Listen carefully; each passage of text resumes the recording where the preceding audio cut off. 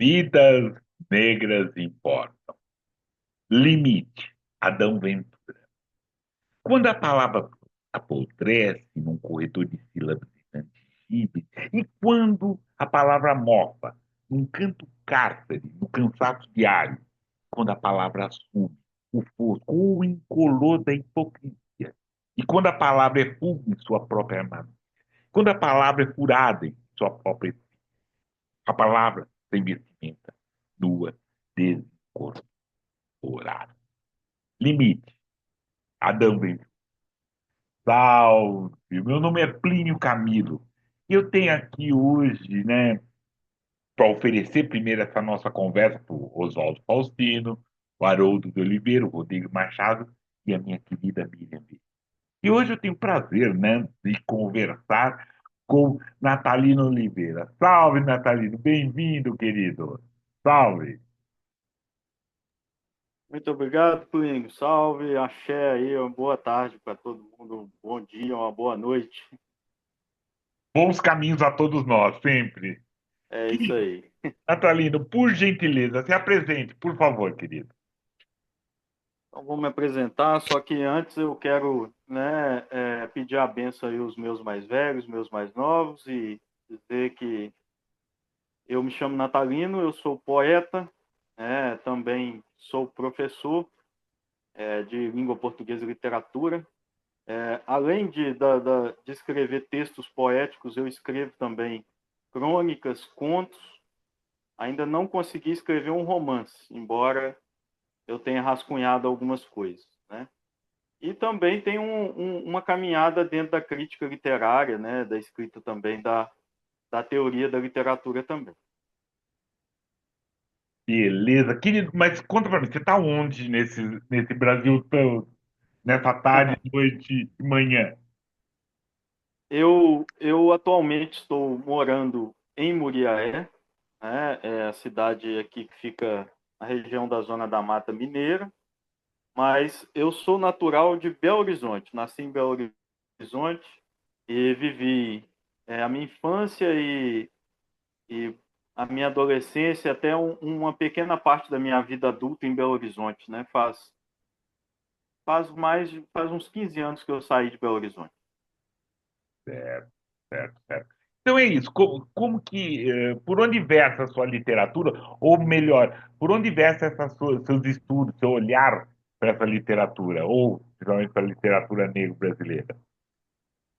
É interessante essa sua pergunta, Plínio. Antes de responder, queria te agradecer pelo projeto, né, que você desenvolve, pela importância, né, desse espaço para os escritores negros, né? A gente sempre, ainda mais tendo um espaço que é aberto por uma pessoa negra, né, e que faz toda a diferença do meu ponto de vista, né?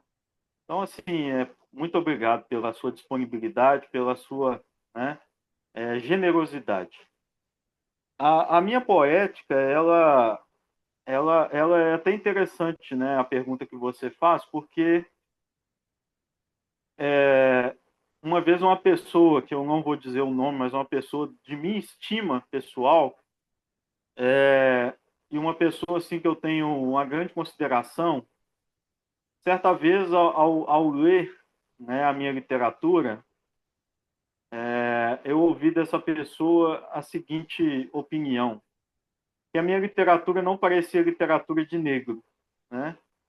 Então, assim, no sentido de que talvez a minha poética não passasse por aqueles lugares aos quais, e é preciso dizer que quem falou isso é uma pessoa branca, né?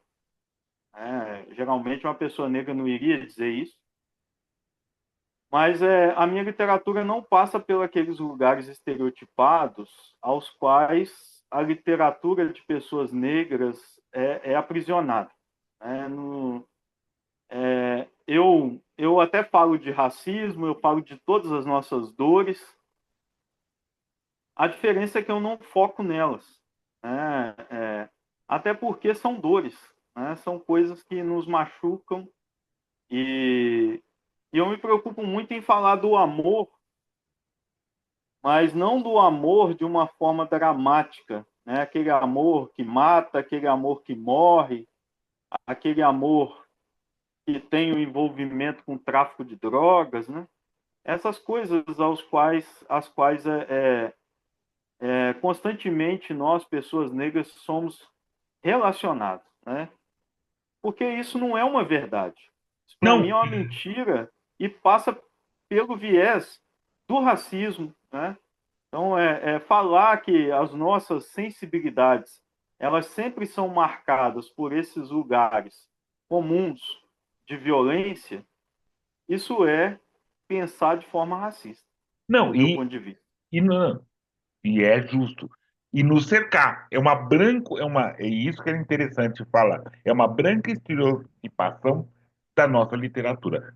E aqui nós podemos escrever de tudo sobre tudo, nós escolhemos escrever sobre o que a gente quiser, como todos fazem.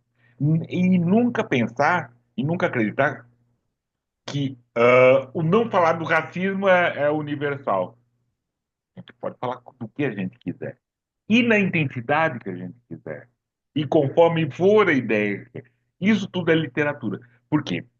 Você, principalmente, que estuda isso, sabe que o que que é essa literatura negro-brasileira que a gente fala? É esse negro escrevendo.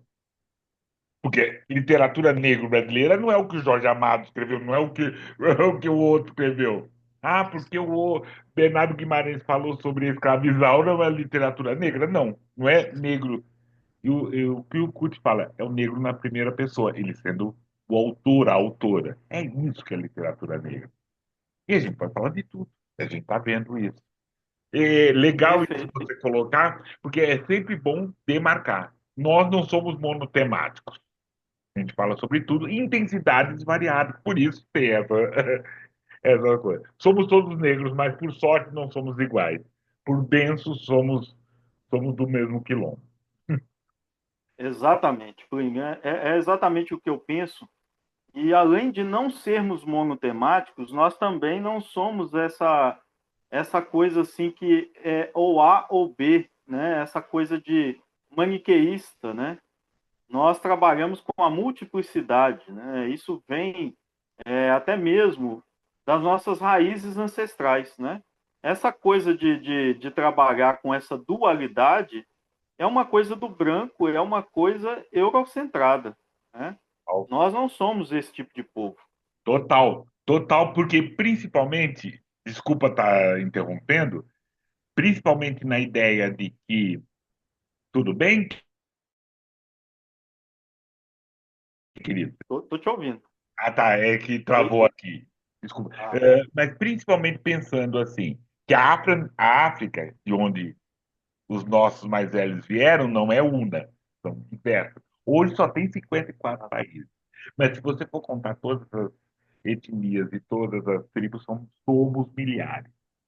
E por quê? Porque somos diferentes.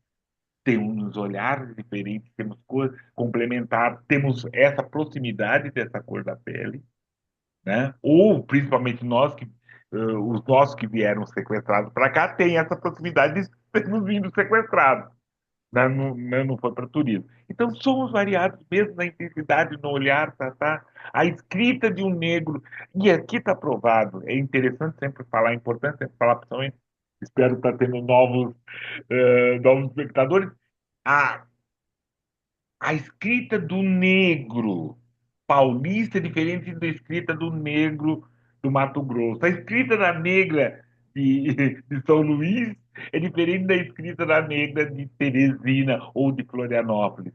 Isso complementa, nós somos juntos nessa questão de estar fazendo. Então, não somos exato. não somos. Assim. E eu tenho confesso para você. No começo eu entendo, nós estamos na formação, tá, lá, lá. Agora já está me irritando. Né? Tá me, vá. Leia mais antes de falar, entendeu? Leia mais, estude mais, querido, por favor. Né? Com certeza. Com certeza. Inclusive, depois, né, que aconteceu esse fato, isso tem mais ou menos uns 3 anos que aconteceu.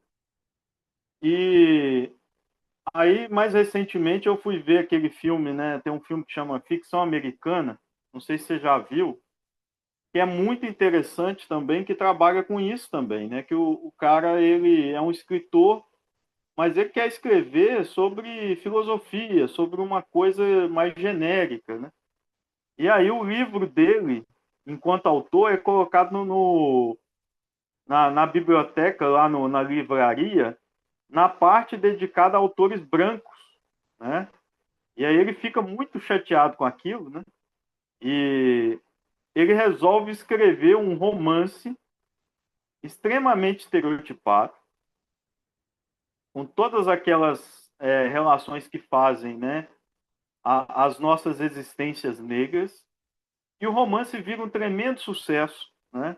Um best-seller, e ele ganha o prêmio, né?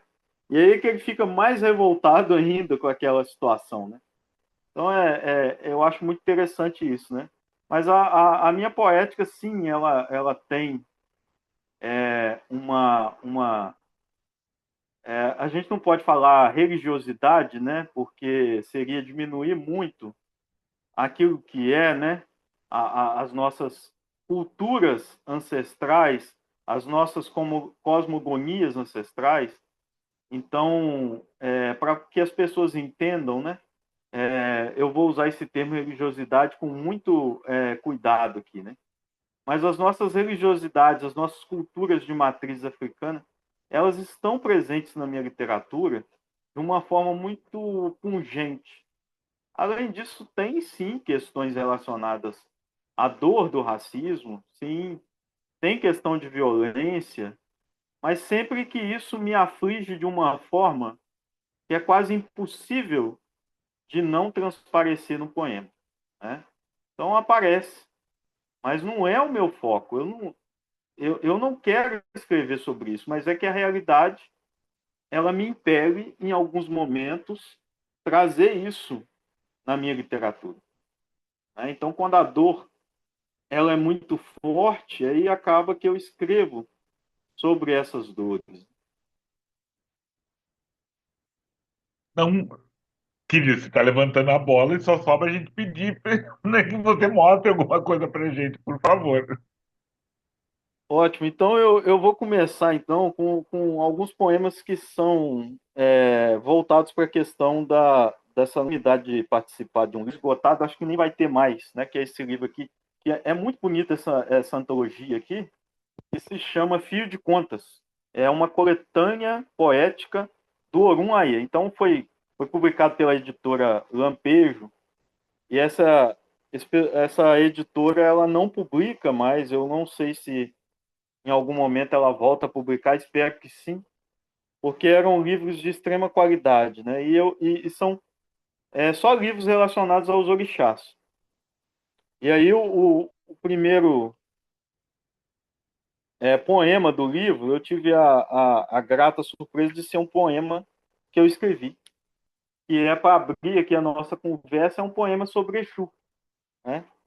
Então o título é Laroyeixo,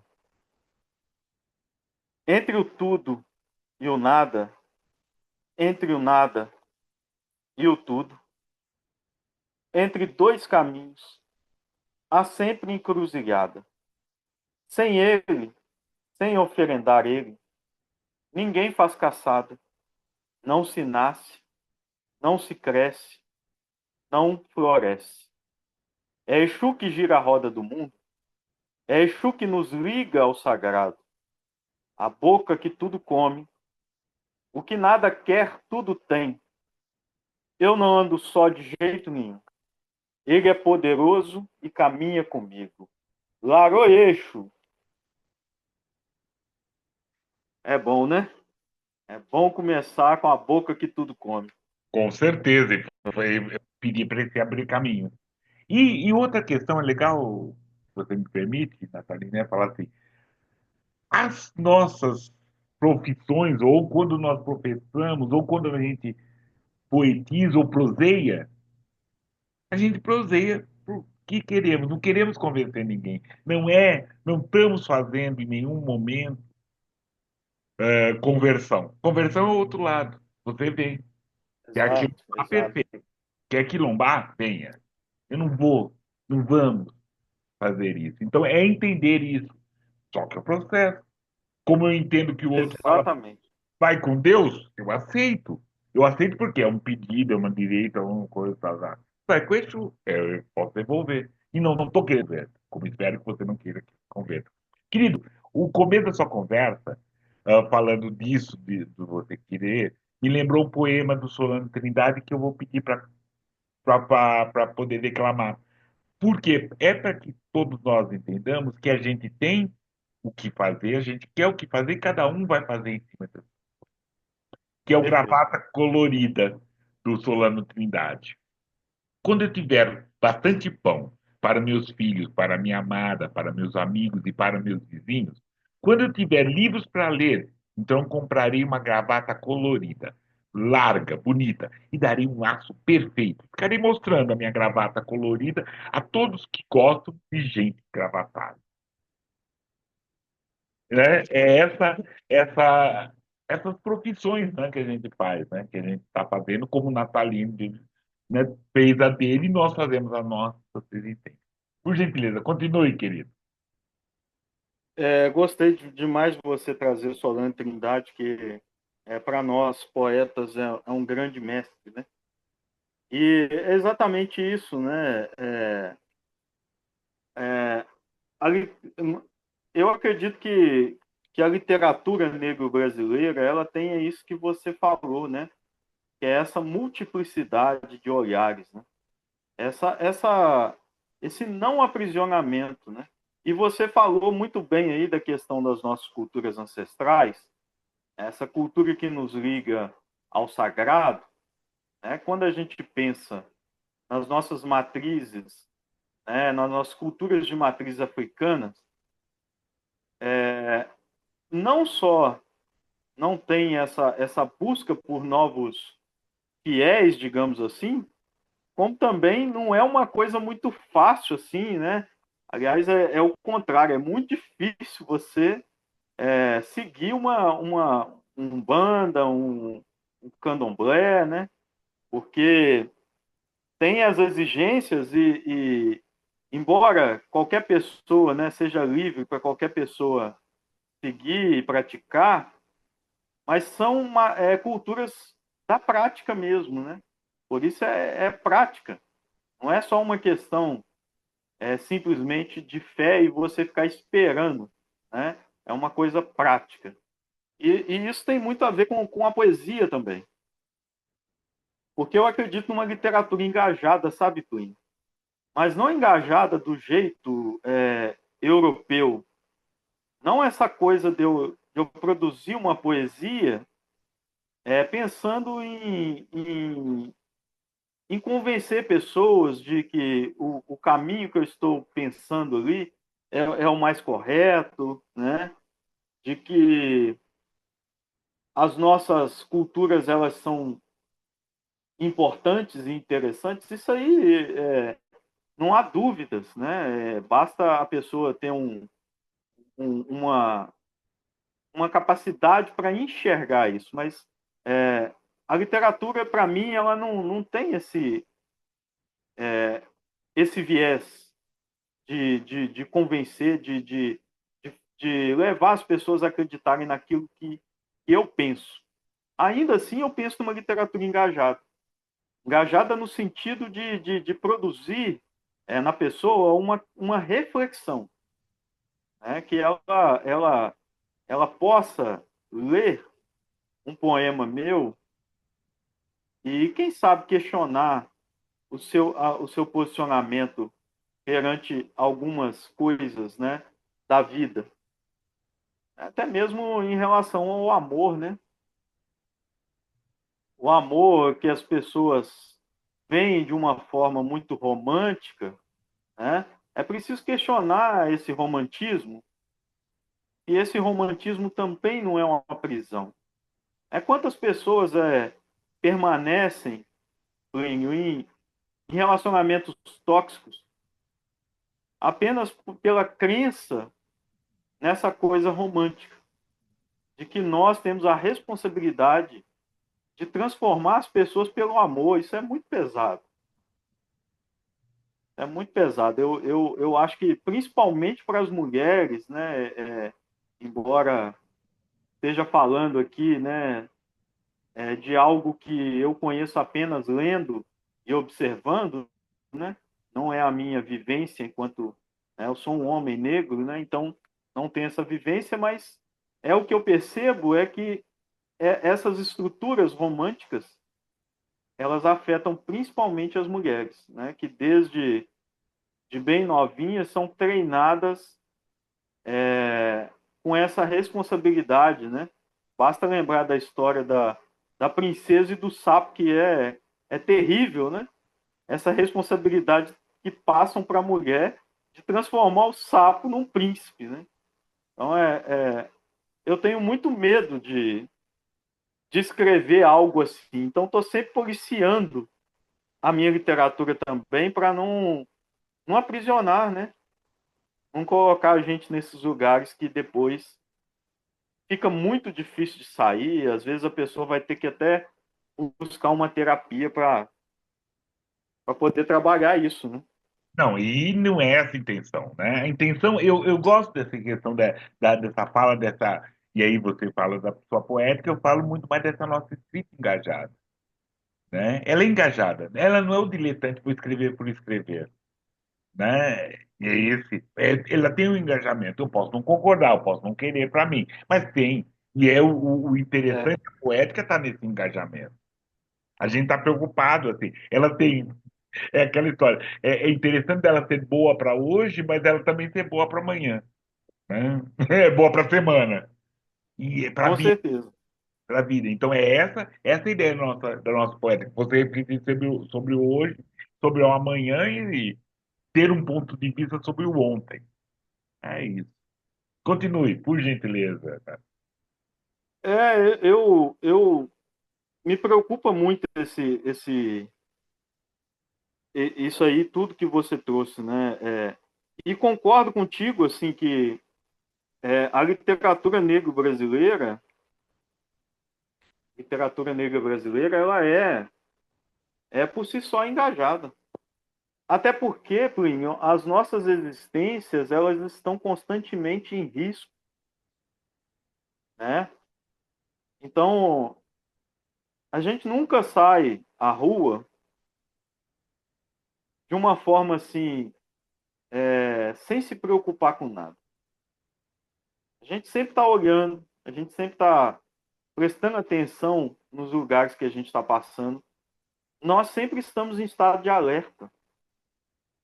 Pode ser algo, e é algo terrível pensar assim, mas é o que a gente vive, né? É, Eu espero, eu espero que as gerações futuras de pessoas negras não tenham que viver como nós, né? Mas os nossos ancestrais viveram vidas, né, que eram muito mais complicadas. Então, se a gente pensar, né, o tão pouco tempo em que a escravização ela, ela foi derrotada no Brasil, o que a gente tem que pensar é nisso, que ela foi derrotada, né? Tem nada de coisa boazinha aí, de Princesa Isabel. Os nossos ancestrais derrotaram a escravização. E, infelizmente, tem pouco tempo, né? Então, por esse pouco tempo, nós caminhamos bastante, né? Nas nossas lutas negras para alterarmos a nossa situação, né? é Então, lembrar que eu não acredito, sabe? Eu não acredito que o racismo. Tem gente que acha, que fala que o racismo não vai acabar. Eu acho isso terrível dizer. O racismo vai acabar. Eu sei que eu não vou ver ele acabar, né? Seria muito romântico, né? essa é a dor, né? Essa é a dor, a É, gente não vai ter. Concordo com eu não você, a vou gente não vai ver, mas eu estou trabalhando diariamente para que ele acabe, né? E ele vai acabar, porque o racismo não existiu sempre na sociedade. O ter. racismo foi uma tecnologia criada, né? E mantida pela colonização e agora fortalecida pelo pensamento neoliberal capitalista. Então Sim. é uma questão de tecnologia, de subalternização. Então isso vai acabar, porque isso não existiu sempre, né? Com certeza, isso que dói. Não, é lembrar que, por exemplo, oficialmente, essa escravização terminou que não fez 150 anos. Exato. Não fez 150 anos, ainda, né? Não vai fazer, ainda não fez 150 anos. É um trabalho. A gente avançou muito, porque muitos de nós, muitos, os nossos mais velhos tomaram tapa na rua, tomaram um montão de outra coisa. Alguns irmãos viram, apanharam, como muitas vezes talvez eu você, a gente já tomou os tapas, assim. Isso é interessante, querido, porque assim, acaba, interioriza uma questão de proteção, porque ninguém gosta de apanhar. Então a gente tem uns olhares, um jeito de como você vai fazer. Sou um pouco mais velho que você, e a gente, a partir do momento quando você assume, por exemplo, o Black Power, você sabia que ia ter coisa, né? Mas tudo bem, você estava assumindo o seu Black Power, então eu vou lá e Exato, exato. você tinha isso, no mínimo você tinha que estar com pente, que não era também, para poder pentear depois que o cara amassasse aquela brincadeira, ou a polícia fizesse você cortar o cabelo. Mas você sabia, você arriscava, você fazia, você estava assim. Mas tinha algumas posturas, né? Para você preocupar. Exatamente. A gente já falou aqui a Eu, questão. eu acho legal, eu acho muito interessante você trazer isso, né? Porque eu me lembro muito bem quando eu deixei o meu cabelo crescer e fiquei com Black Power durante um tempo, e de como que isso me tornou um sujeito, um corpo ainda mais visto como alvo. E eu poderia simplesmente cortar, sabe? E, e me submeter ao sistema, né? Eu sei que se eu andasse com o cabelo cortadinho, estilo corte militar, e carregasse, utilizasse uma roupa social e andasse com uma Bíblia debaixo do braço, eu diminuiria muito as abordagens policiais que eu sofro. Mas foi justamente o contrário que eu fiz. Aí eu meti mesmo foi os dreads e comecei a andar com meus dreads por aí, né? Porque não que todo mundo tenha que fazer isso, viu? Eu acho que a pessoa, se ela se sente bem se protegendo e se submetendo para poder sobreviver, eu tenho maior respeito. Agora, o meu posicionamento foi esse, de afrontar. E a minha estética, né? Aí vem uma questão estética também, né? De literária e artística, é o do afrontamento, né? Essa coisa afro mesmo, né? Que é afrontar. Então, E que é entender isso. Eu acho também, bora por afrontar. Mas é também entender que muitas vezes até a gente não é aquele momento. A gente também, às vezes, a gente não aguenta. Exigir do outro fazer alguma coisa, tem horas que não aguenta, tem um estofo, né? exatamente. Tem um amigo meu, Plínio, tem um amigo meu que fala o seguinte, ele é um amigo meu de movimento negro, aí ele fala que assim como tem o novo convertido, né, das igrejas cristãs, você já viu o novo convertido? O novo convertido, ele acha que tudo é do diabo. Aí ele quer corrigir o mundo, né? Assim como existe novo convertido, existe também um novo militante no movimento negro. E geralmente é um cara muito radical, que acha, por exemplo, que as mulheres negras não podem alisar os seus cabelos crespos, né? Que as pessoas, os homens negros têm que usar black power ou então dread, né? Eu já passei dessa fase e eu tenho certeza que você também, né? E a gente Tem- entende muito bem essa multiplicidade de formas de existir. E nós temos que lembrar que simular, né, dissimular, é uma estratégia ancestral de sobrevivência. Os nossos ancestrais, É nossa eles capoeira, dissimularam. é nossa capoeira, é a nossa capoeira, Exatamente. é a nossa É a capoeira, capoeira. é a É, capoeira. É a é a capoeira. técnica. Né? É técnica, porque tem esse momento e é tudo, né? Você entra, você quer estar, você quer dar parâmetro, Mas é lembrar, eu acho que, pelo menos para adiantar para os mais novos, é assim: viemos das Áfricas, de diferentes Áfricas, fomos enfiados num navio negreiro e viemos e ficamos em diferentes lugares, com diferentes situações. Somos diferentes, somos negros diferentes. Por isso também não dá para cobrar, né? E aí, você viu o que o Plínio fez? Ele era negrão, Natalino fez, ele era negrão. Eu não tenho que responder pelos outros negros que vieram, então, de outras situações. Mas somos negros, a gente está próximo. Então, assim, você não é para responder o que o Plínio fez. Na melhor das hipóteses, com todo respeito, é o que o Natalino fez, o que o seu grupo fez, essa coisa. O negro lá do outro, o que a Carol Conká fez, o que fulano fez, ele é negrão, tá? E aí? Né? Tem umas outras situações.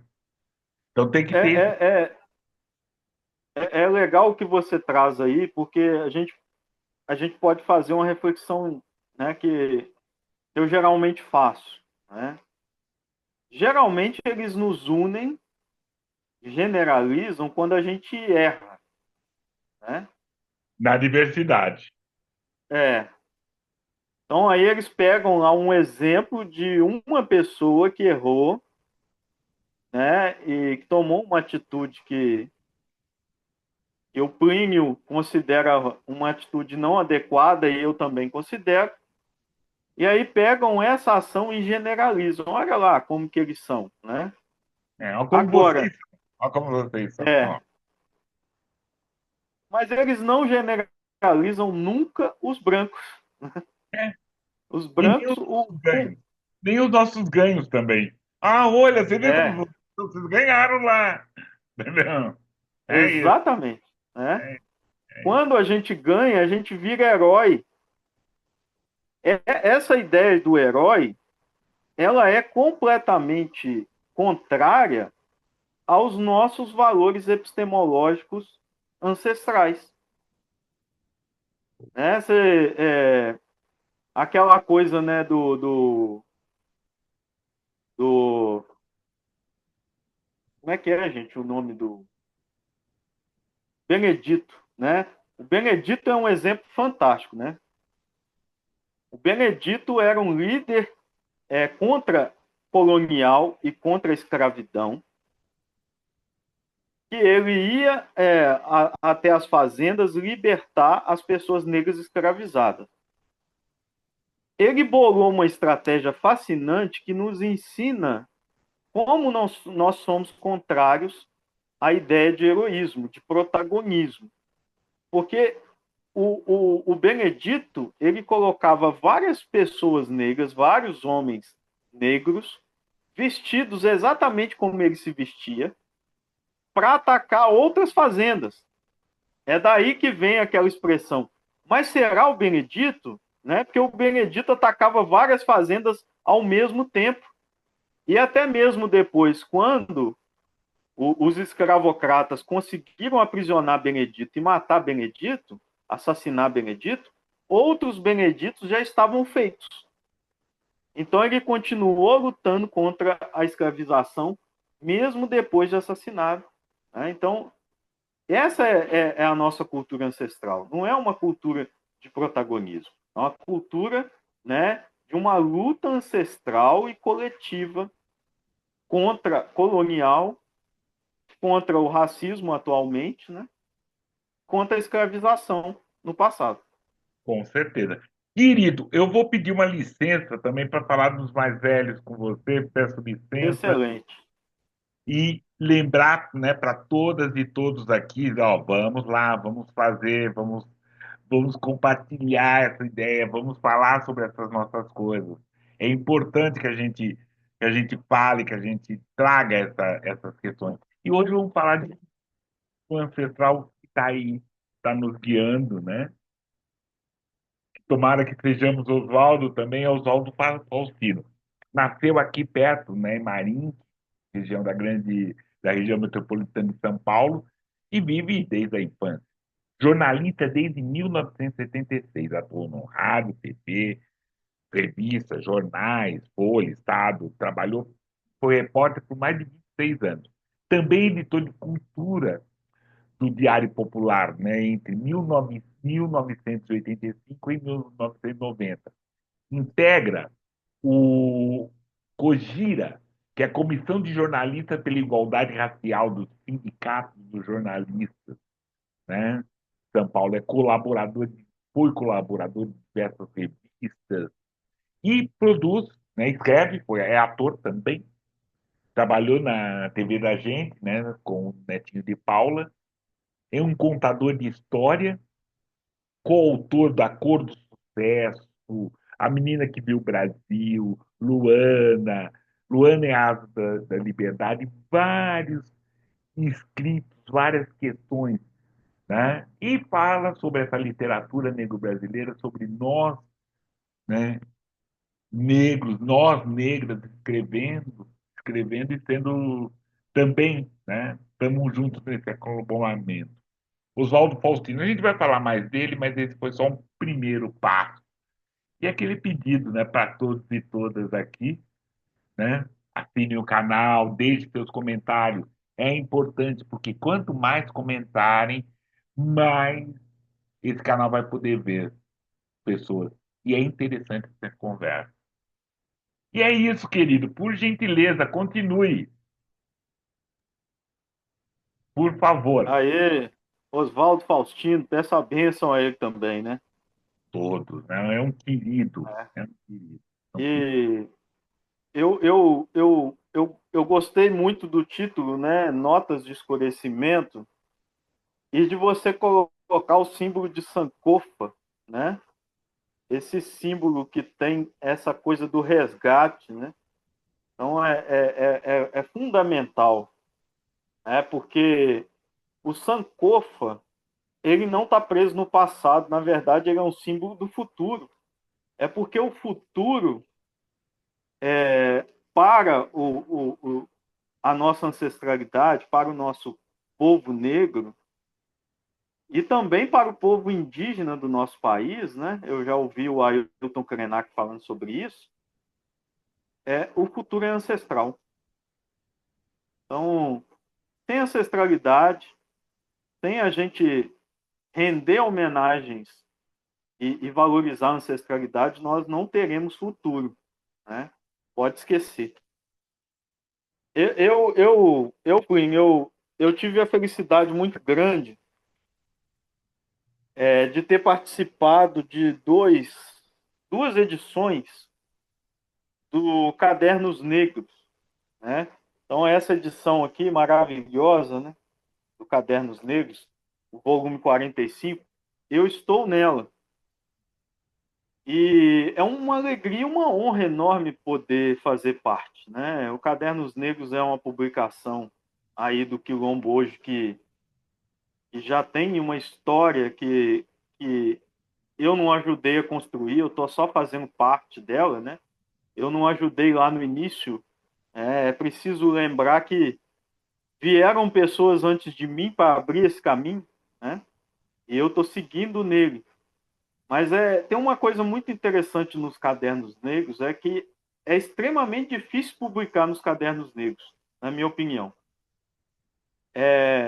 Porque a seleção ela é extremamente rígida. Eu já enviei vários textos e pelo menos metade dos textos que eu enviei foram negados. E eu acho muito bom isso, né? Porque me fez repensar uma série de coisas. Inclusive, repensar essa questão, né, da poética estereotipada. Cadernos Negros também me ajudou nisso. Porque alguns textos que eu enviei estavam indo por esse caminho. E aí eu recebia negativo e o feedback, né? Então é muito interessante essa aula que a gente tem, né? E é legal porque quem avalia os textos são os próprios participantes dos Cadernos Negros. Então não é ninguém de fora, né? Não é um parecerista que vem e cai de paraquedas para avaliar, não. São pessoas, escritores e escritoras negros e negras que estão ali avaliando e produzindo um caminho estético. Então, escrevi aqui um poema, será que eu posso declamar aí? Por gentileza, por favor. É um poema que passa, né, por essa questão do racismo. E se chama João. João, João. A culpa é sua, João. Já nasceu culpado. Esta sua corzinha, João. E ainda nasce pobre, João. E ainda mora na favela, João. Ah, João. Você ainda fica em casa, João. Ainda quer estudar. E acha que tem direito de sonhar. Ah, João. Você não faz parte do país. Não está no projeto de nação. Preto não é cidadão, João. A casa é o asilo inviolável, João. Mas tão frágil é seu barracão que parede aguenta balas de fuzil, João. Ah, João e seu grande coração. O Brasil não quer. O Brasil não é sua nação. O Brasil não o mereceu, João. Então, às vezes nascem poemas assim. Sim, sim, É porque a violência, às vezes, ela obriga a poesia para caminhar por esse lado. E sim. é interessante, né? Porque algumas pessoas acreditam que o poema ele é uma inspiração. Aliás, o poeta é um cara que recebe uma inspiração e é um ser iluminado. Eu não consigo acreditar nisso. O Não poeta é, é um cara é não um é. cara que trabalha muito, né? Que Não, tem uma luta com as palavras, como dizia o Drummond, né? Que é uma luta ferrenha. é. E, e na maioria das vezes nós somos levados a escrever não por uma inspiração, mas pela própria língua, pela própria linguagem, né? A linguagem é que dá as regras na escrita. Com certeza, porque a escrita não é essa questão que você tem, ela tem mais do que inspiração, ela tem transpiração, porque é uma briga com a letra, é uma Demais. palavra, não só, né, nos poemas, mas nas prosas, nos roteiros, você briga com a palavra, que palavra se encaixa, o que você quer dizer. Então, a historinha nasce pronta, tá, a historinha nasce pronta. Mas como você vai contar essa historinha? Para quem você vai contar essa historinha? Pelo que você vai contar essa historinha? É uma coisa que nas escritas você pensa. Quero escrever para meus irmãos, quero escrever para meus primos, quero escrever para aquele que está do lado de lá, para quem está do lado de cá, quero que todo mundo. Se tem isso, e é essa luta. A escrita é transpiração. Talvez às vezes até Perfeito. no final, mas ela é transpiração o tempo todo. Né? Ela Exatamente. É o que eu penso. é um ofício. Ela é um ofício. E você começou, né, o programa com a questão das vidas negras importam, né? E aí vem a importância, né, do seu programa, do seu projeto e também da própria literatura negra brasileira. Porque uma vida que não é contada, geralmente é uma vida que não é lembrada, né, Plínio? Com Então, certeza. assim, o fato de pessoas negras escreverem, né, é fundamental para a gente lutar por aquilo que nos é tomado, que é a cidadania. Né? Sim, sim. Nós somos brasileiros, mas a nossa cidadania ela é tomada por um Estado-nação extremamente racista, estruturalmente racista, e que tem um projeto de aniquilamento das pessoas negras, né? Dentro de um pacto, né, para lembrar Cida Bento, né, de um pacto da branquitude, né? Que a Aquele branquitude pacto não assume. social. Ela não assume essa questão. É isso. Né? Ao mesmo tempo que não acredito que o racismo vai acabar, porque acho que a gente vai acabar antes. Né? Então, por exemplo, sabe, não vai ter quem racializar. Né? Por isso ele não vai acabar. Ele vai, não vai ter para quem utilizar essa história. Querido, vou pedir outra licença para você, por favor, para a gente fazer o nosso Vamos instante lá. preto. E na sequência, quero que você fale mais dos seus livros, se for possível, Tá, onde a gente joia. pode adquirir. E é essa a nossa ideia, lembrar sempre, né, que volte, né, a gente sempre lembra, volte, vamos assinar o nosso canal, né, vamos fazer essas questões. Vamos aqui agora para a Estante Preta. Desculpa, e o primeiro, né, da Estante Preta, esse livro, Escritora Afro-Brasileira, Ativismo e Arte Literária, organizado por Dal Duque, editora Nandiala, lá de Belo Horizonte. É muito interessante. A professora era uma professora associada espanhol, português, lá de Universidade do Tennessee. Ela é especialista em literatura afro-latina. E aí ela faz todas essas questões, esses trabalhos.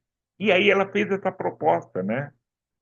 Que esse livro ele não é só depoimentos, né, textos teóricos e enxertos literários dessas autoras, Cristiane Sobral, Mélio Adu, Conceição Evaristo, Débora de Almeida, Esmeralda Ribeiro, do Cadernos Negros, Miriam Alves, também do Quilombo hoje.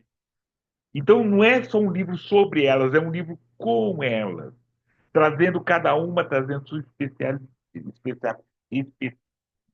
perdão. A Débora e a Cristiane falando sobre essa questão sobre o teatro, né? O ativismo digital da Mel, essa questão dessa literatura, do raciocínio, né? Como Esmeralda trata os cadernos negros e essas especificidades, né? Ficcionais que Conceição e Miriam têm. E elas discutem esse papel da literatura, falam dessas histórias importantes. A escritura afro-brasileira, ativismo e arte literária, Del Duque.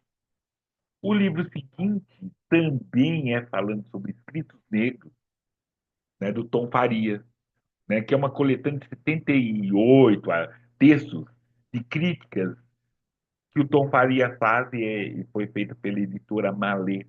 O livro tem três partes, onde ele aborda que é necessário, mesmo esse jornalismo só aconteceu com isso, fala sobre negritude, racismo, pan-africanismo, que fala sobre as contribuições de vários escritoras e escritores negros sobre vozes negras que importam também.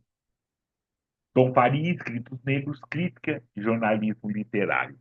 Por fim, né, nós falamos, e esse é a pessoa da vez, é falar sobre Oswaldo Faustino, A Luz de Luiz. Esse livro é muito interessante. Né? Segundo Lígia Fonseca Ferreira, ele oferece com grande respeito essa ficção sobre Luiz Gama. Né? É uma narrativa, né? Um jovem professor e seus alunos adolescentes viajam no tempo, depois de um evento, num texto guiado por Luiz Gama. O Ilustre, né, ele conduz esse grupo por várias situações, até eles assistem à morte de Gama, e depois eles voltam no presente deles, começam a organizar situações, eventos literários para falar sobre Luiz Gama, da importância do Luiz Gama tem em todas as questões, não só nas suas escritas, mas nas suas abumbas, nos seus birimbaus, nos seus cantos. É muito interessante, muito importante. Ele saiu pela editora Córrego, nosso querido. Luz de Luiz, Oswaldo Faustino. E é aquilo, ó, deixe seus comentários, falem as suas coisas, né? Vamos acompanhar. E você, Natalino, conte pra gente como a gente conhece seus livros, como a gente. Que livros você.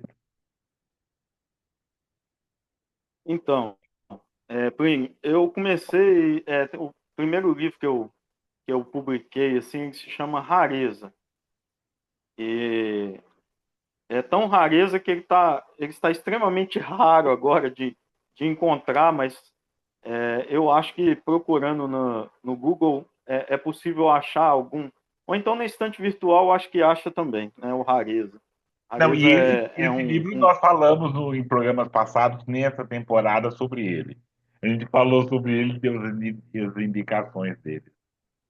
ótimo. É um livro que tem essa questão da mineridade, né? Que eu sou mineiro, né? Então tem essa questão da mineridade, mas de uma mineridade negra também, né? Muito carregada pelos sons do rosário, né? Aí depois eu publico Esfarrapos, que é esse que está aqui, né? Que é um livro que tem assim uma variedade grande, né? É como se fosse um microcosmos aí da poética que eu desenvolvo, né? Que tem umas questões de experimentação com a língua poética, mas tem também uma coisa, né, de negritude e de mineridade e do amor, que também eu gosto de falar muito, né? Esse livro aqui, como eu disse, né, é uma coletânea e muito difícil de achar, que é o Fio de Contas. E eu tenho aqui nesse livro, Fio de Contas, é, é, alguns poemas aqui sobre orixás, né? Aí tem os cadernos negros, esse aqui é o caderno 44, em que tem aqui alguns contos de minha autoria, né? Tem dois contos. Eu gosto de brincar também de escrever narrativa.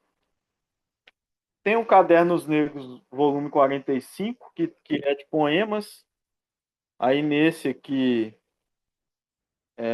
tem aqui 5 poemas, né?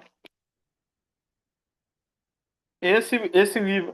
Tem um livro que se chama As Cidades de Calvino, que é de poemas também, que é um livro autoral. E o livro mais recente é esse aqui, o Caderno 2 do Poeta Vermelho, né? Que tem esse símbolo maravilhoso aqui de Exu, né?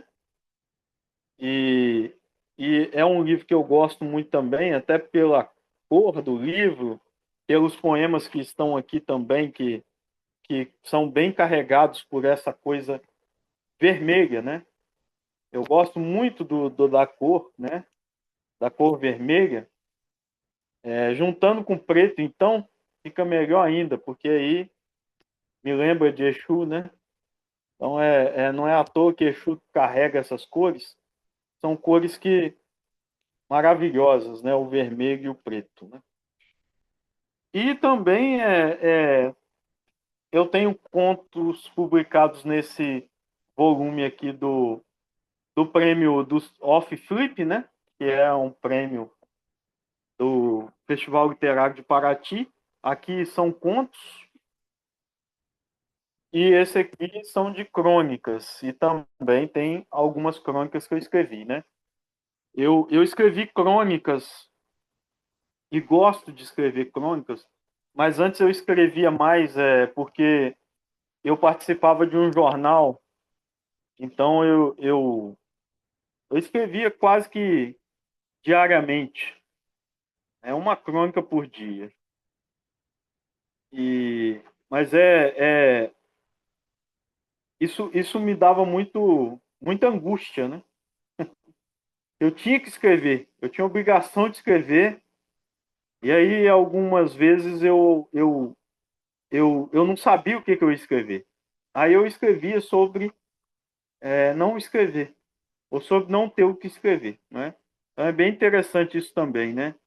Porque o Em Busca do Tempo Perdido, né, foi escrito todo assim também, né?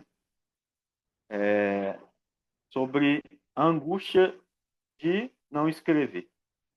Então é isso. Esse livro aqui é o mais fácil de encontrar, porque é o mais recente, né? O Caderno 2 do Poeta Vermelho. Saiu pela editora Minimalismos. E até no site da editora é possível encontrar esse livro, né? Tem uma partezinha aqui de um poema que fala assim: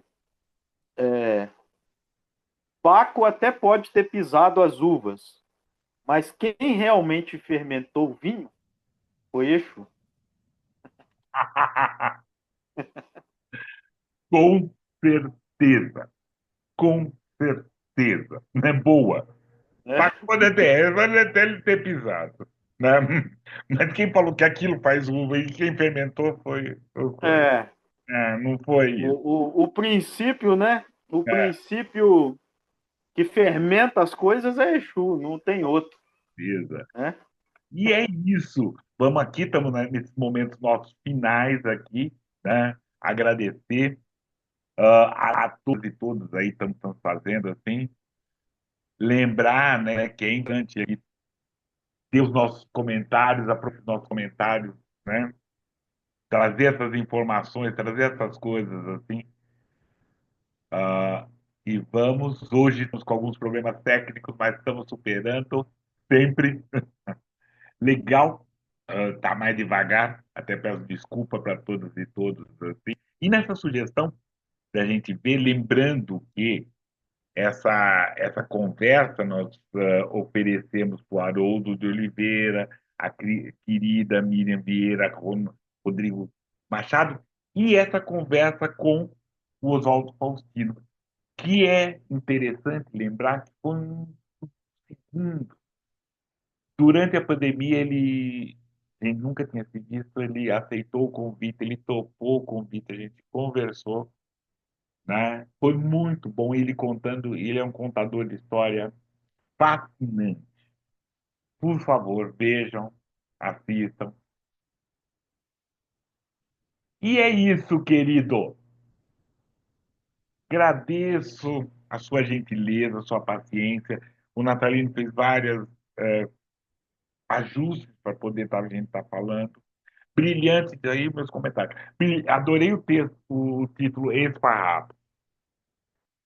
Use bastante mesmo. Assim, o Caderno Preto também, Caderno 2 muito, muito. Os títulos são bem interessantes. Assim. Muito obrigado, querido. Agradeço mesmo sua gentileza. Ô, Plínio, eu que agradeço e faço votos assim que você tenha muito axé na sua vida, muita energia, muita saúde, prosperidade para você continuar a sua caminhada com esse projeto, porque, né, o número de escritores e escritoras negros e negras é infinito nesse nosso país, né? Então, Certeza. tem, tem muita gente aí que vai abrilhantar o seu programa e que, né, faço votos porque para que seu programa continue. E como eu disse no início, né, a, como é um programa de um homem negro, né, então isso faz toda a diferença para a gente, porque a gente está em casa, né, a gente fica mais à vontade, porque a gente está conversando com alguém que vive junto com a gente as mesmas dores e alegrias de ser um homem preto, né? Então, é Certeza. muito bom. Com certeza. Agradeço, né? Agradeço a todas. Deixe seus comentários. Vamos lá. Vamos lá ler o Natalino Oliveira, leiam Plínio Camilo, leiam os escritores pretos brasileiros. Sempre. Na dúvida, né? Na dúvida, releia Machado de Assis, Lima Barreto, mas leia o Natalino, está contando aqui. O Plínio tem historinhas também importantes para contar. Agradeço, querido. Muito Até. obrigado, Plínio. Lago Eixo. Tchau.